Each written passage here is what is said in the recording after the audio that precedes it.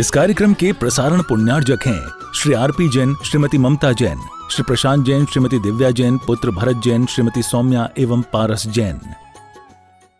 यथार्थ श्रद्धा के बिना वस्तु का स्वरूप ग्रहित नहीं हो पाता है। पदार्थ ज्ञान का विषय बनता है, किंतु जैसा पदार्थ का स्वरूप है, वस्तु का स्वरूप है, वह ज्ञान का विषय नहीं बन पाता। किसके अभाव में? श्रद्धान के अभाव में। श्रद्धान के अभाव में ज्ञान काम नहीं करता ऐसा नहीं, किंतु ज्ञान के माध्यम से पदार्थ की जानकारी तो होती है, किंतु जैसा वस्तु का स्वरूप है उस रूप में जानकारी प्राप्त नहीं हो पाती। इसलिए सम्यक दर्शन की बड़ी आवश्यकता है। सम्यक दर्शन के अभाव में भी ज्ञान रहता है, क्योंकि गुण का कभी भी अभाव नहीं हो सकता, किंतु वह ज्ञान सम्यक ज्ञान नहीं होने के कारण उसके माध्यम से पदार्थ का बोध तो हो रहा है, किंतु यथार्थ बोध नहीं हो पाता। तो यथार्थ बोध का अर्थ क्या है? येन येन रूपेण पदार्था अवस्थिताः तेन तेन रूपेण अवगमनम सम्यक ज्ञानम। जो पदार्थ जिस रूप में हैं उनको उसी रूप में जानना यह सम्यक ज्ञान माना जाता है। सम्यक ज्ञान होने के बाद भी श्रद्धा में विपरीतता तो नहीं आती है। यथार्थ वस्तु का स्वरूप सामने आ रहा है श्रद्धा के अपेक्षा से, इसके उपरांत भी मोह बना रहता है। असंयम की भूमिका में वह ज्ञान यथार्थ ज्ञान होते हुए भी चारित्र मोने के उदय से वह पुनः उस वस्तु को ग्रहण करने का भाव रखता है। यथार्थ स्वरूप का अर्थ हम और खुलासा करना चाहते हैं। जिसका जैसा स्वरूप है उसको उसी रूप में आस्था का विषय बनाना सम्यक दर्शन है। आपको थोड़ा सा विस्मय जैसा लग सकता है, विकल्प हो सकते हैं, लेकिन उस विषय को हम रखना चाहते हैं आगम के माध्यम से, क्योंकि आचार्यों ने सम्यक दर्शन, सम्यक ज्ञान और सम्यक चरित्र को धर्म की संज्ञा दी है। क्या दी है? धर्म की संज्ञा दी है, क्योंकि सदृष्ट ज्ञान वृत्तानि धर्मम धर्मेश्वरा विदु, ऐसा कहा। सम्यक दर्शन, सम्यक ज्ञान, सम्यक चरित्र ये धर्मात्मक है, इनकी धर्म की संज्ञा है। इससे स्पष्ट है सच्चे देव गुरु शास्त्र के प्रति श्रद्धा करने से सम्यक की उत्पत्ति होती है। लेकिन थोड़ा सा आपको विषय देना चाहता हूँ। जिस प्रकार सच्चे देव गुरु शास्त्र के प्रति श्रद्धा करने से सम्यक की उत्पत्ति होती है, उसी प्रकार कुगुरु कुदेव को शास्त्र के ऊपर श्रद्धा करने से भी सम्यक की उत्पत्ति होती है। महाराज ये कैसी बात है? जैसा जिसका स्वरूप है उस प्रकार श्रद्धा करना। क्योंकि समंतभद्र स्वामी ने नीचे और एक पंक्ति दी है, उस और किसी का ध्यान नहीं जा रहा है। जैसे अभी हमने कहा था सदृष्ट ज्ञान वृत्तानि धर्मम धर्मेश्वरा विदु यदि अप्रत्यनीकानि भवन्ति भव पद्धति। यानी मिथ्या दर्शन, मिथ्या ज्ञान, मिथ्या चारित्र ये संसार के लिए कारण है। इस प्रकार श्रद्धा करने से भी सम्यक की उत्पत्ति होती है। यानी जिसका जैसा स्वरूप है उसको उस रूप में श्रद्धा का विषय बनाना, इसको सम्यक ऐसा कहा है। क्योंकि मिथ्यात्व रूप परिणाम अतत्व श्रद्धा रूप जो परिणाम है उसके माध्यम से संसार का निर्माण होता है। ऐसा यथार्थ श्रद्धा जो कर रहा है उसके पास भी सम्यक की उत्पत्ति होती है। इसलिए आचार्यों ने ये कहा कि जिस पदार्थ का जैसा स्वरूप है उसको उस रूप में स्वीकार कर लेना चाहिए। किसी ने कहा कि महाराज आप क्षेत्रपाल को मानते हैं क्या? नहीं। समस्या खड़ी हो गई। समस्या कुछ नहीं खड़ी है। गुरुदेव ने कहा हम क्यों नहीं मानते? अच्छा आप भी मानते हैं क्षेत्रपाल को? क्षेत्रपाल को क्षेत्रपाल के रूप में मानता हूं मैं, क्योंकि आचार्यों ने 4 प्रकार के देव होते हैं ऐसे आगम में उल्लेख किया है। देवांश चतुर्निकाया, भणुवसी, व्यंतर, ज्योतिष का और वही वाणिज्य, 4 जो है देवों के भेद हैं। उनका जैसा स्वरूप है उसको उस रूप में मैं स्वीकार करता हूँ। इसमें क्या बाधा हो रही है? क्षेत्रपाल को मानने का अर्थ क्या है? उसका अस्तित्व है, उसको स्वीकार किया जा रहा है। आप एक इंद्रिय को मानते हैं क्या? नहीं। तो एक इंद्र को मानने का अर्थ क्या? उसकी आराधना थोड़ी की जा रही है। एक इंद्र को मानने का अर्थ क्या? वह भी एक पर्याय है संसार अवस्था में। उसी प्रकार 4 प्रकार के देह हैं, उनका जैसा स्वरूप है वैसा हम आस्था का विषय बना रहे हैं। इसका अर्थ ये थोड़ी कि हमारे लिए वो आराध्य हो गए। आराध्य नहीं हुए वो। तो इसलिए हम कहना ये चाहते हैं कि जो भी पदार्थ है उसका जैसा स्वरूप है उसको उसी रूप में श्रद्धान का विषय बनाना, यह सम्यक दर्शन ऐसा कहा है। क्योंकि यदि यह प्रतिनिकाणी भवंती भव पद्धति, ऐसा कहा। भव पद्धति अर्थात संसार की परंपरा के लिए कारण है। कौन? मिथ्या दर्शन, मिथ्या ज्ञान, मिथ्या चरित्र। इसलिए मिथ्या दर्शन, मिथ्या ज्ञान, मिथ्या चरित्र जिसके पास रहता है वह कुगुरु कुदेव कुशास्त्र की आराधना करता है, इसलिए वह संसार का कारण है। इस प्रकार आप यदि श्रद्धान करते हैं तो सम्यक दर्शन की उत्पत्ति होने में कोई भी बाधा नहीं है। सच्चे देव गुरु शास्त्र के ऊपर श्रद्धान करो अथवा कुगुरु कुदेव कुशास्त्र के ऊपर श्रद्धान करो, बात एक ही है। क्योंकि जिसका जैसा स्वरूप है उसको उस रूप में स्वीकार करना है। जहर को जहर के रूप में देखना है, अमृत को अमृत के रूप में देखना है। ग्रहण थोड़ी करना है हमें। जहर को जहर के रूप में श्रद्धा यदि नहीं करोगे तो आप उससे बच नहीं पाओगे। क्योंकि इसी को भेद ज्ञान बोलते हैं। अमृत और जहर का जो अंतर है वह आपको ज्ञात है। इसलिए जहर को जहर के रूप में और अमृत को अमृत के रूप में स्वीकार करो। स्वीकार करो तो अर्थात आस्था का विनय विषय बनाओ। वस्तुतः देखा जाए दर्शन भी है, ज्ञान भी है और चारित्र भी है। प्रत्येक जीव के पास दर्शन, ज्ञान, चारित्र है, किंतु किसी के पास मिथ्या के रूप में है, किसी के पास सम्यक के रूप में है। इतना अंतर है। बाकी दर्शन, ज्ञान, चरित्र से शून्य कोई भी जीव नहीं है, ये क्लियर है। क्योंकि मिथ्या तो पल रहा है तभी तो उसको सम्यक को प्राप्त करो ऐसा उपदेश दिया जा रहा है। यदि मिथ्यात्व नहीं है उसके पास तो सम्यक दर्शन को प्राप्त करो ऐसा उपदेश देने की कोई आवश्यकता नहीं पड़ती। इसलिए ये तीनों, ये दर्शन, ज्ञान, चारित्र के पीछे समीचीन शब्द का प्रयोग किया है। सम्यक दर्शन, सम्यक ज्ञान और सम्यक चारित्र ये धर्म रूप है, और ठीक मिथ्या दर्शन, मिथ्या ज्ञान, मिथ्या चारित्र ये अधर्म के रूप में है। ये संसार के लिए कारणभूत है, ऐसा आचार्य समंतभद्र स्वामी ने स्पष्ट किया है।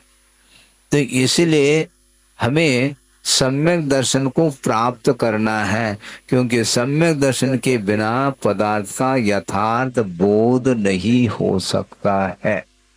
अब यथार्थ बोध कह रहे हैं, इसको बोलना नहीं, यथार्थ बोध कह रहे हैं। जिसका जैसा स्वरूप है उसको उस रूप में जानना है, मेरे तेरे के रूप में नहीं जानना। ऐसे जानेंगे तो फिर तो आस्था में कमी आएगी। भले आप छोड़ो अथवा न छोड़ो, ये अलग विषय है, क्योंकि ये चारित्र का विषय माना जाता है। किंतु श्रद्धान के क्षेत्र में जिसका जैसा स्वरूप है उसको उसी रूप में आस्था का विषय बनाना यह सम्यक दर्शन माना जाता है। इसलिए पदार्थ पर्याय की विवक्षा से अनित्य है, इस प्रकार श्रद्धान बना देना चाहिए। और जिसका श्रद्धान बन गया है वह आज नहीं कल उसको छोड़ने का भी पुरुषार्थ करेगा। और जब श्रद्धान ही नहीं बना है मान लो, तो छोड़ने का कोई सवाल ही नहीं उठता। छोड़ने का भाव तभी आ सकता है जब यथार्थ श्रद्धान हो कि जहर पीने से मृत्यु होती है, ऐसा पहला श्रद्धान का विषय बनाओ, फिर बाद में छोड़ने की बात करो। और श्रद्धान होने के उपरांत भी यदि मान लो वह पीना चाहता है तो एज यू लाइक, फिर श्रद्धान करने से प्रयोजन कौन सा सिद्ध हुआ? बहुत कठिन काम है। श्रद्धा न करो ऐसा नहीं, किंतु श्रद्धान के बिना मोक्ष मार्ग में हमारे कदम बढ़ ही नहीं सकते हैं। आज नहीं कल संसार से उसको ऊपर उठना है, निश्चित रूप से उसका स्वरूप का परिज्ञान उसे कर लेना चाहिए। इसलिए ज्ञान के अभाव में जो अज्ञान रहता है उसके माध्यम से कोई भी रास्ता प्रशस्त नहीं हो सकता। रास्ता को प्रशस्त बनाने के लिए मात्र ज्ञान पर्याप्त नहीं, किंतु समीचीन ज्ञान की आवश्यकता पड़ती है। इसलिए सम्यक ज्ञान को जिसने पुरुषार्थ के माध्यम से प्राप्त कर लिया है, अब वह अपने जीवन में उस ज्ञान का उपयोग करना प्रारंभ करता है अपनी क्षमता के अनुरूप। तब उसका विकास प्रारंभ होता है, नहीं तो नहीं हो सकता है। उमा स्वामी महाराज ने स्पष्ट कर दिया है, शुभ योग के द्वारा पुण्य का आश्रय होता है और अशुभ योग के द्वारा पाप का आश्रय होता है। इसका स्पष्टीकरण क्या है?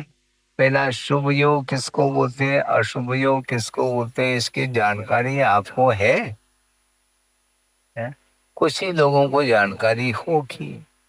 बैठ तो जाते हैं सभा में, सुन लेते हैं, इसके उपरांत भी वह ज्ञान नहीं हो पाता है। योग का अर्थ पहले समझ लो, पहले भी समझा दिया है, किंतु वह विस्मृत हो जाता है विषय, क्योंकि निरंतर स्वाध्याय आदि नहीं करने से वह सारा सारा ज्ञान लुप्त होता चला जाता है। मनोवचन काय की ऐसी चेष्टा जिस चेष्टा के माध्यम से पाप का आश्रय होता है उसको अशुभ योग बोला है। चेष्टा का नाम ही कर्म है। काय वांग मनः कर्म योग। आत्म प्रदेशों में जो स्पंदन होता है उसका नाम योग है, और वह मन वचन काय के चेष्टा के निमित्त को लेकर के वह योग उत्पन्न होता है। तो उसके माध्यम से कर्म का जो आश्रय हो रहा है वह अशुभ योग माना जाता है, क्योंकि उसके माध्यम से पाप का अर्जन हो रहा है। और शुभ योग के माध्यम से पुण्य का संचय होता है, ऐसा कहा है।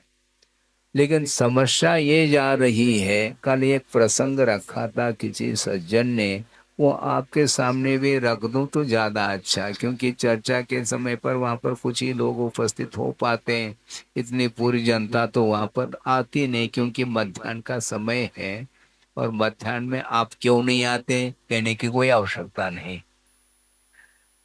हाँ, इसको कहने के अंडरस्टूड है। मध्याह्न में नहीं आने का अर्थ, मध्याह्न में व्यापार चलता है महाराज। मनोवचन काय का व्यापार है, वो यही व्यापार है। इसलिए विषय ये रखा था कि देव गति में जो देव होते हैं, कोई भी चाहे इंद्रादिक हो या सामान्य देव हो और कोई भी प्रजाति हो, किंतु वो सारे सारे देव कहाँ पर जाते हैं? कल्याणकों में पहुंच जाते हैं। तो वो उनका मूल शरीर तो उपवास शैया पर ही रहता है, उस स्थान को छोड़ करके अन्यत्र वह नहीं जाता। भले ही वह अपने विमान में इर्द गिर्द रहे, ये अलग विषय, किंतु अन्यत्र विहार करके जो पहुंच जाता है वह देव, वह विक्रिया के माध्यम से पहुंच जाता है। मूल शरीर वहीं पर विद्यमान रहता है और विक्रिया के माध्यम से अनेक शरीर को वह बना लेता है, और आत्म प्रदेशों का तारतम्य उसके साथ जुड़ा हुआ रहता है। वहां पर जा करके वह अकृत्रिम चैतालय आदि की वंदना के निमित्त को लेकर के गया है, वहां पर पूजन अभिषेक आदि कार्य संपन्न कर रहा है, और जो मूल शरीर है वह विषयों में लीन है। प्रश्न ये उठाया था उन्होंने कि महाराज एक समय में ये दो उपयोग जैसे लग रहे हैं, तो कर्मों का आश्रव किस ढंग से होता होगा? क्योंकि जो मूल शरीर है उसके माध्यम से विषयों का उपभोग हो रहा है, और जो उत्तर शरीर के माध्यम से धार्मिक कार्य भी किए जा रहे हैं, तो ऐसी स्थिति में एक साथ पुण्य और पाप का आश्रव कैसा हो सकता है? कोई बाधा नहीं है, क्योंकि तारतम्य जुड़ा हुआ है, तारतम्य जुड़ा हुआ है। और दूसरी बात यह है कि यह इतना सूक्ष्म विषय है कि योग से योगांतर होने के बाद भी वह योग की संतति बनी रहती है संस्कार के रूप में, इसलिए वह कार्य होता ही चला जाता है। हाँ, वो चेष्टाएं होती चली जाती हैं। मान लो एक ड्राइवर है, ड्राइविंग कर रहा है, वो सामने देख रहा है और ब्रेक के ऊपर पैर भी रखा है, और धीरे धीरे उसको रिवर्स भी ले रहा है। मान लो सामने देख रहा है और रिवर्स भी ले रहा है, दोनों कार कैसे हो रहे हैं आपके? हम और विषय सूक्ष्म दृष्टि से रखना चाहते हैं। आप भोजन करते हैं क्या? नहीं? हाँ, करते हैं महाराज। अब मुख में जो ग्रास है उसमें स्वाद आ रहा है, गंध भी आ रही है, स्पर्श का भी अनुभव हो रहा है। तो ये एक साथ हो रहा है क्या? है? लगता ऐसा एक साथ हो रहा है, किंतु वह होने में बाधा नहीं, बहुत सूक्ष्म विषय है। जिस समय आपका उपयोग गंध की ओर है, उस समय आप स्वाद नहीं ले सकते, ये क्लियर है। और जिस समय स्वाद की ओर उपयोग है उस समय स्पर्श का बोध नहीं होगा, बहुत सूक्ष्म है, उस ओर हमारा उपयोग जा नहीं पाता, और इतना शीघ्रता से ज्ञान हो जाता है। स्वाद का भी ज्ञान हो रहा है, गंध का भी ज्ञान हो रहा है, और स्पर्श का भी बोध हो रहा है। तो ये तीन इंद्रियों के विषय एक ही समय में कैसा हो रहा है? हो रहा है क्या? नहीं हो रहा है? उसी प्रकार वहां पर वह धार्मिक क्रियाओं को भी संपन्न कर रहा है, और उसी समय वो विषयों की ओर भी उसका उपयोग गया हुआ है। ये सूक्ष्म विषय है, इसलिए वह विषय पकड़ में नहीं आता, किंतु व्यंजन पर्याय इसी को बोलते हैं, एक साथ आभास होने लग जाता है, बहुत शीघ्र ज्ञान हो जाता है। तो इसलिए आचार्यों का ये कहना है, यद्यपि शुभ योग के माध्यम से पुण्य का अर्जन होता है, उसी समय पाप का भी अर्जन होता है सूक्ष्म रूप से, जिसको बोलते हैं स्थिति और अनुभाग जो पड़ेगा वह नगण्य पड़ता चला जाता है। क्योंकि शुभ की प्रमुखता है और अशुभ गौण है, उस समय वहां पर उसकी विच्युति, उसका बंध विच्छेद नहीं हुआ है। जैसे समझने के लिए बहुत अच्छा उदाहरण दे रहा हूँ, शायद ध्यान देकर।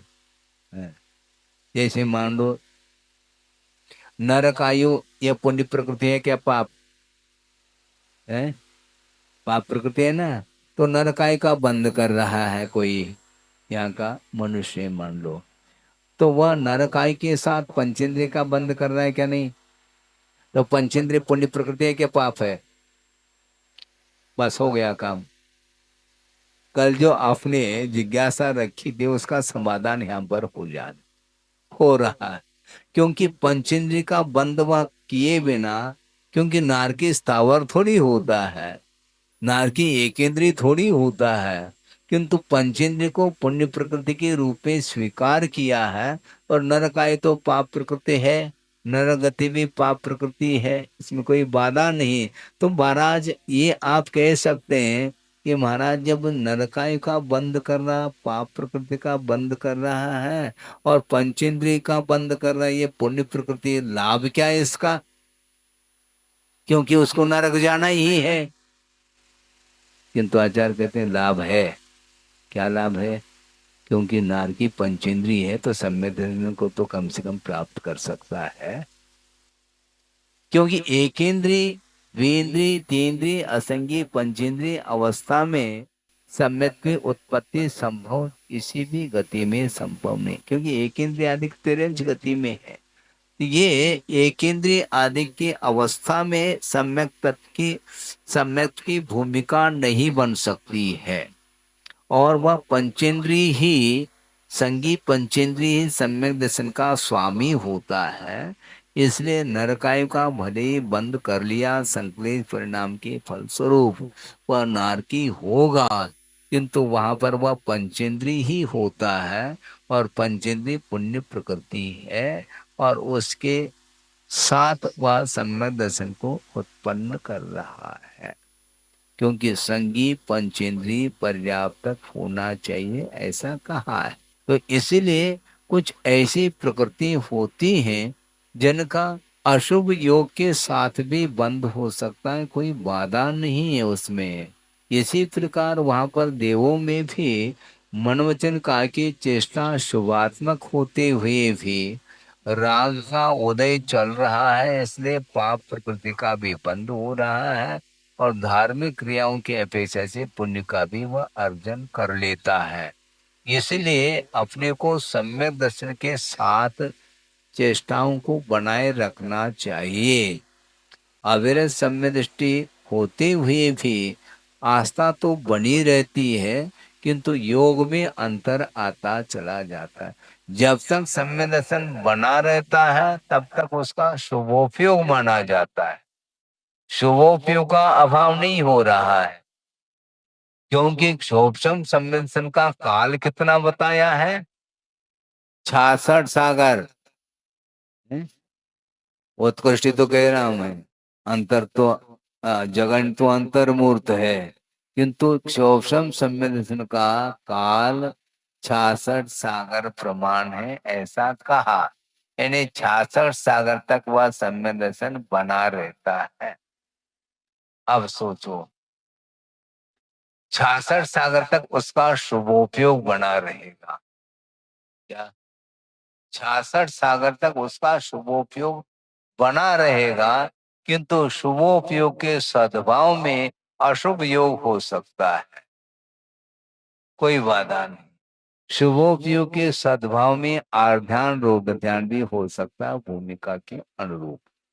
इसलिए आर्ध्यान हो गया, रोध ध्यान हो गया, इसलिए सम्मेलन छूट गया ऐसा नहीं। सम्यक दर्शन रहा है तो इसके बाद भी वह आर ध्यान की भूमिका में आ सकता है। इससे स्पष्ट है सम्यक दृष्टि का उपयोग शुभ होते हुए भी यदि वह सांसारिक कार्यों में रत है उस समय उसका अशुभ योग माना जाएगा। हाँ, और अशुभ योग के साथ पाप का अर्जन तो होना ही होना है। और जिस समय वह पूजन अर्चन आदि जो धार्मिक अनुष्ठान करने में वह रत हो जाता है, उस समय उसको पुण्य का संचय होता है। तो विशिष्ट पुण्य के संचय के अपेक्षा से और विशिष्ट पाप कर्म के संचय के अपेक्षा से शुभ योग के साथ पुण्य का और अशुभ योग के साथ पाप का अर्जन होता है, ऐसा उन्होंने वर्णन किया है। किंतु सूक्ष्मता की दृष्टि से शुभ योग के साथ दोनों प्रकार के कर्मों का आश्रय होने में आगम से बाधा नहीं आती है। तो इतना ये विषय हुआ। हम ये कहना चाह रहे हैं कि श्रद्धान के साथ वस्तु का यथार्थ श्रद्धान हो जाता है तो कर लेना चाहिए। यथार्थ श्रद्धान होने के बाद भी अन्य जो कर्म है, कषाय हैं, उसके उदय से उसका उपयोग प्रभावित होता है। सम्यक दर्शन का अभाव तो नहीं होता, किंतु धार्मिक कार्यों से वह हट करके वह सांसारिक कार्यों में भी वह लिप्त हो सकता है।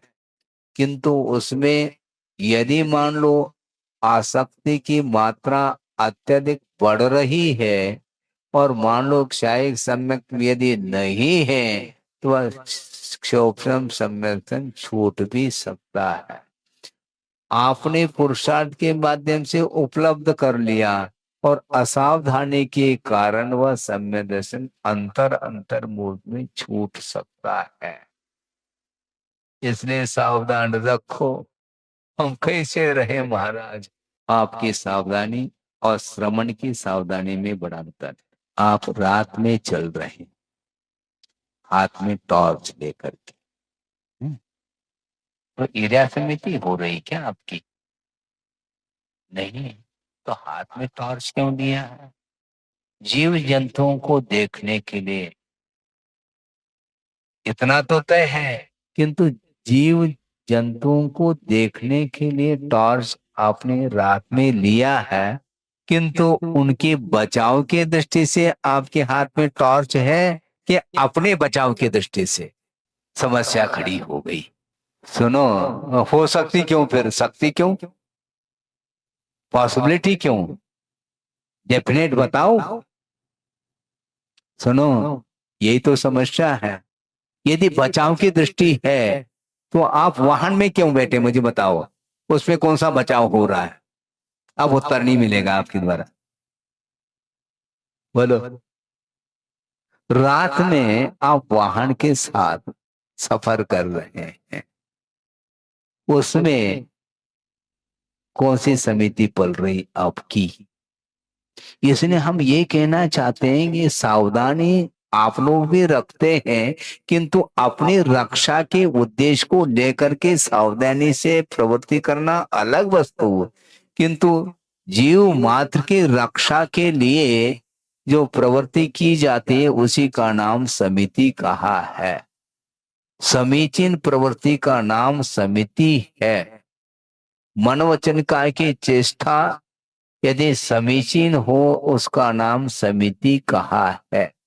आप भी देख करके चलते हैं, इसलिए ईर्या समिति हो जाएगी, नहीं होगी। सोच विचार करके आप बोल रहे हैं, इसलिए भाषा समिति नहीं। सोच विचार करके आप बोलते हैं ग्राहक के साथ, वहां पर भाषा समिति हो रही है क्या? वो क्या रहा है, उसके द्वारा व्यापार चल रहा है। आप चिंतन करते हैं, चिंतन मग्न है, क्योंकि एक एक पाई को सामने रखा जा रहा है। एक पाई भी यदि मान लो कम है तो क्यों? इतनी कितनी एकाग्रता है, लेकिन इसका नाम गुप्ती नहीं है। एकाग्र चिंता निरोधो, ऐसा कहा। अथवा उसको क्या बोलते हैं, सम्यक योग निग्रहो गुप्ते, ऐसा कहा। मात्र योग निग्रहो गुप्ते ऐसा नहीं कहा। मन वचन काय की चेष्टा को रोकने का नाम गुप्ती नहीं, समीचीन रूप से उस मन वचन काय की चेष्टा को रोकने का नाम गुप्ती कहा है। समीचीनता होनी चाहिए। आप सावधानी के साथ ही भोजन कर रहे हैं, किंतु उसके पीछे अपनी रक्षा की बात है। मेडिकल टेस्ट, बड़े बड़े जो नेता अधिक होते हैं वो भी भोजन करते हैं, मेडिकल टेस्ट, उसके बिना टेस्ट नहीं लेंगे। ये तो समस्या है। तो इसका अर्थ क्या, ये स्नान समिति हो रही है क्या वहां पर? नहीं, वो वह भोजन हमारे लिए हानिकारक नहीं होना चाहिए, इस बात का ख्याल रखा जा रहा है, ध्यान रखा जा रहा है। किंतु इस प्रकार श्रवण की चर्चा नहीं होती। वो सारी सारी समिति उसके माध्यम से अहिंसा व्रत का पालन किया। यत्नाचार पूर्वक जो प्रवृत्ति करता है उसके माध्यम से हिंसा होते हुए भी उस हिंसा संबंधी दोष नहीं लग सकता, ऐसा कुंद कुंद देव का कहना। अयदाचार से निश्चिदा हिंसा कहा। अयत्नाचार पूर्वक यदि प्रवृत्ति हो रही है तो निश्चित रूप से हिंसा होगी, और वह मन संबंधी, वचन संबंधी और काय संबंधी तीनों चेष्टाएं यदि यत्नाचार पूर्वक नहीं है तो हिंसा का दोष लगेगा। तो आपके पास समिति है, समिति गठित करना अलग वस्तु। ये जो 5 समिति हैं उनमें से 5 में से एक भी समिति आपके पास नहीं है, और श्रमण के पास 5 समिति है, 5 से ज्यादा की कोई आवश्यकता नहीं। मन वचन काय की चेष्टा को आगम के अनुरूप बनाना ये बहुत कठिन होता है, बिना संयम के संभव नहीं। बैठे बैठे बैठे आप बोल नहीं रहे हैं, कोई शारीरिक चेष्टा भी नहीं हो रही है, न वासनिक चेष्टा हो रही है, किंतु मानसिक चेष्टा हो रही है, और उसमें यदि मान लो सावधानी नहीं है वह घोर पाप का बंध कर सकता है, इसमें संदेह नहीं है।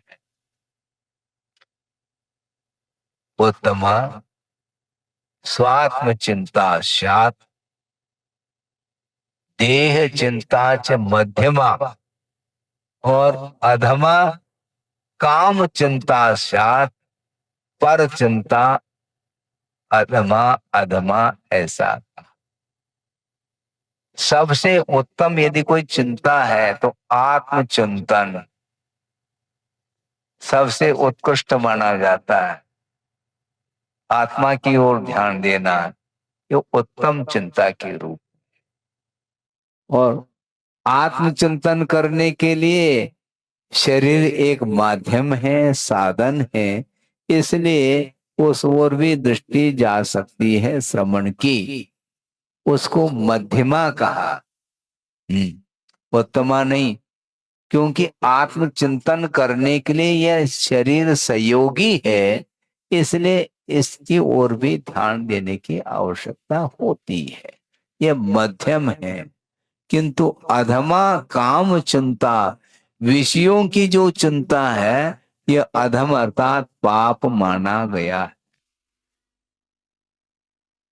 इसके बाद में एक और कदम आगे बढ़ करके, ये तो मात्र पंचेंद्र की विषयों को लेकर के बात कही है और इसको अधम कहा, किंतु अधम से भी अधम कौन सी चिंता है, कौन सी चेष्टा है?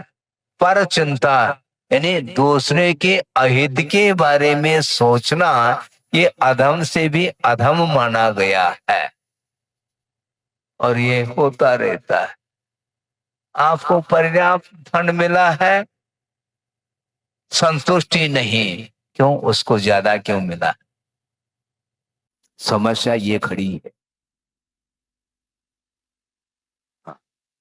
उसको ज्यादा क्यों मिला हमसे, इसलिए उसके अहित के बारे में सोचना, उसका धन नष्ट हो जाए। अरे भैया वैसे ही नष्ट होना है उसको, क्योंकि वह नित्य है कहा जा रहा है। दूसरे का धन नष्ट हो जाए और हमारा सुरक्षित रहे, ये सब क्या है? ये अधम से भी अधम कहा है। दूसरे के अहित के बारे में विचार मन में जो आता है ये रौद्र ध्यान माना जाता है, ये ठीक नहीं है। ये रौद्र ध्यान, इसी को अपध्यान कहा है। यह सध्यान नहीं माना जाता, यह दुर्ध्यान माना जाता है। आपके पास पुण्य के उदय में संपदा मिली है, उसमें आपको संतुष्टि नहीं, बल्कि जिसको ज्यादा मिली है उसके विनाश के बारे में सोचना ये ठीक नहीं माना जाता। इस कार्यक्रम के प्रसारण पुण्यार्जक हैं श्री आरपी जैन, श्रीमती ममता जैन, श्री प्रशांत जैन, श्रीमती दिव्या जैन, पुत्र भरत जैन, श्रीमती सौम्या एवं पारस जैन।